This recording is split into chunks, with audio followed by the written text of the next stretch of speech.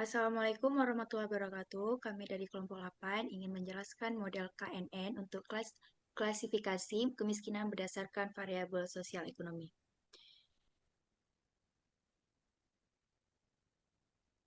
Anggota kelompok kami ada 3. Yang pertama, Saya Muhammad Waliul Ahdi dengan NPM 24081080 196. saya Usda Alfatin dengan NPM 24081080 dan saya Filda Syara Muza dengan NPM 2408 1080 10 101.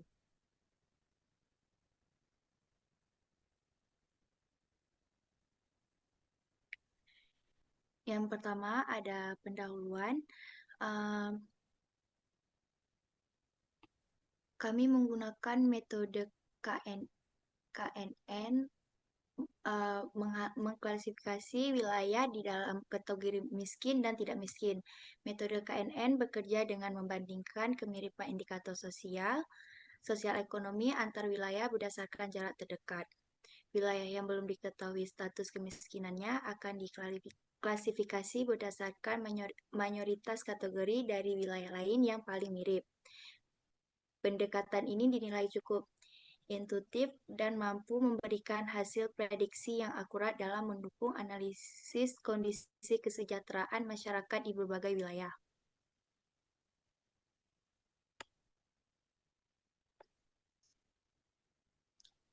Selanjutnya ada dataset.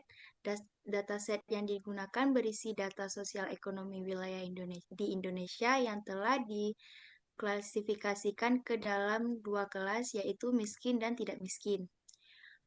Beberapa variabel yang digunakan antara lain persentase penduduk miskin, rata-rata lama sekolah, pengeluaran per kapita, IPM, UHH, sanitasi, air layak, TPT, dan TPAK. Secara keseluruhan, terdapat 514 data wilayah dengan distribusi kelas yang tidak seimbang, yaitu 452 wilayah yang tidak miskin dan 62 wilayah miskin.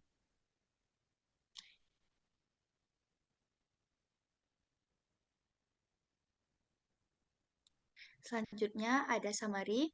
Pada tabel statistik deskriptif ini ditampilkan ringkasan data untuk setiap variabel. Nilai mean menunjukkan rata-rata masing indikator, sedangkan minimum dan maksimum menggambarkan rentang data.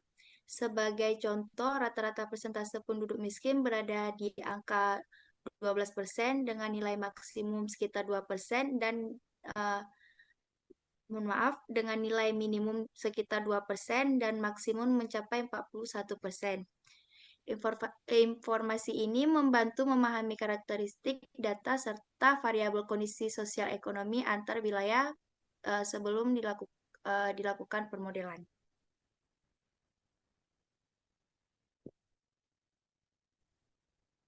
Selanjutnya, visualisasi data. Pada grafik bar ini terlihat distribusi klasifikasi kemiskinan.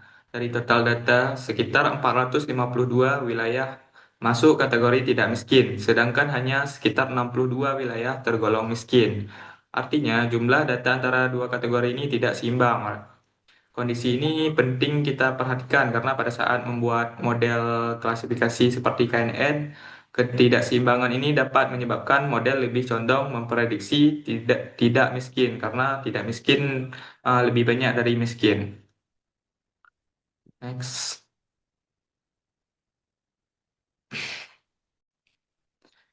Selanjutnya histogram. Histogram ini menggambarkan distribusi masing-masing variabel sosial ekonomi.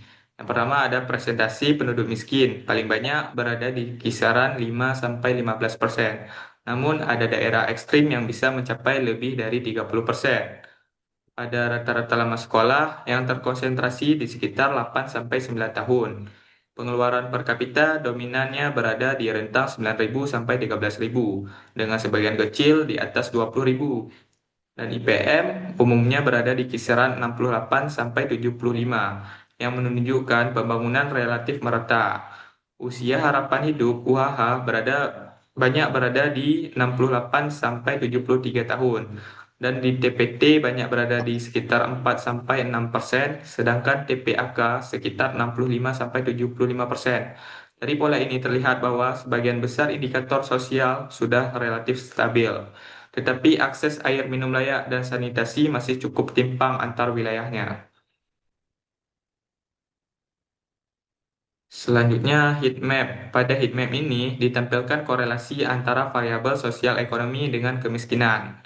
Nah, pertama, yang presentasi penduduk miskin mempunyai korelasi negatif paling kuat sebesar negatif 0,76. Artinya, semakin tinggi angka kemiskinan, semakin besar kemungkinan wilayah tersebut masuk kategori miskin.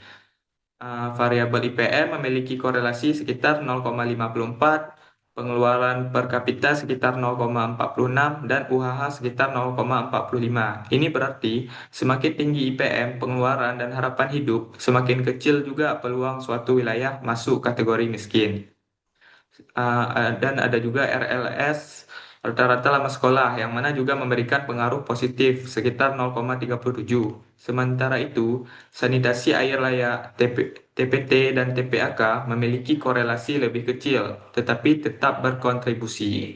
Secara keseluruhan, heatmap ini menunjukkan bahwa faktor pendidikan, kesehatan, dan pengeluaran ekonomi berperan besar dalam mengurangi kemiskinan.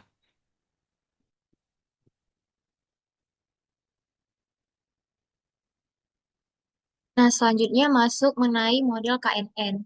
Dalam penelitian ini, kami menguji beberapa nilai K, yaitu K sama dengan 3, sama dengan 5, dan sama dengan 9, untuk melihat pengaruh jumlah tetangga terdekat terhadap performa model. Nah, di sini untuk K sama dengan 3, model menghasilkan akurasi sebesar 94%, yang merupakan akurasi tertinggi di antara seluruh percobaan. Bisa dilihat untuk kelas tidak miskin, model menunjukkan performa yang sangat baik dengan nilai precision 0,95 dan recall 0,99, yang berarti hampir seluruh wilayah tidak miskin berhasil diklasifikasikan dengan benar. Sementara itu, untuk kelas miskin, precision sebesar 0,92 menunjukkan bahwa prediksi miskin cukup akurat, namun nilai recall 0,69 menandakan masih terdapat beberapa wilayah miskin yang belum terdeteksi oleh model.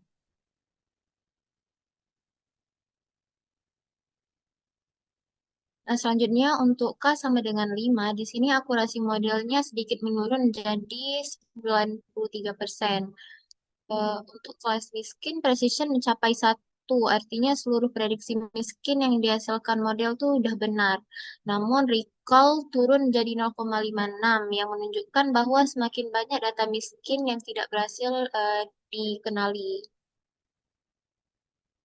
Di sisi lain, kelas tidak miskin tetap memiliki performa yang sangat baik dengan nilai recall 1, sehingga model cenderung semakin bias ke kelas mayoritas ketika nilai K diperbesar. Yang terakhir, untuk K sama dengan 9, di sini akurasinya kembali menurun menjadi 92%. Di sini nilai recall untuk kelas miskin turun menjadi 0,5, yang berarti hanya setengah dari wilayah miskin yang berhasil diklasifikasikan dengan benar.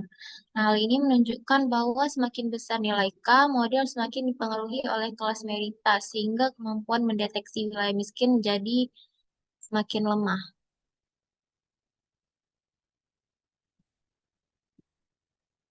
Nah, sebagai kesimpulan, penerapan algoritma KNN mampu memberikan performa yang cukup baik dalam mengklasifikasikan status kemiskinan wilayah berdasarkan indikator sosial ekonomi.